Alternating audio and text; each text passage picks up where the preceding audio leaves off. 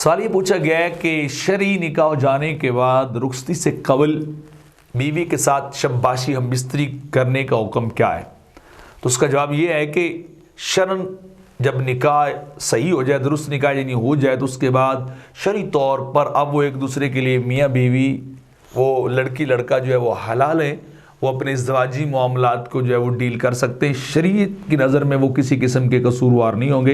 हाँ, अलबत्ता ये बात ज़रूर है कि आप अपने मुआशरे, अपनी बिरादरी, अपने रिश्तेदारी के उर्फ़ और आदात वग़ैरह को जो मद्देनज़र ज़रूर रखें कि शायद बाज़ का इन चीज़ों से बहुत बड़ा फितना और फसाद खड़ा हो जाता है और बाज़ में निकाह वैसे ही वो टूटने तक जो है वो नौबत चली जाती है। तो लिहाजा इन चीज़ों को मद्देनज़र रखें तो आपके लिए शरई तौर पे दोबारा इजाज़त है। जब निकाह होगा तो मियाँ बीवी हो गए, रुखसती का जल्दी करना या ताख़ीर से करना ये एक सिर्फ आपके अपने सोच और फ़िक्र है, सोसाइटी और मुआशरे की बातें हैं कि लोग क्या कहेंगे क्या नहीं कहेंगे।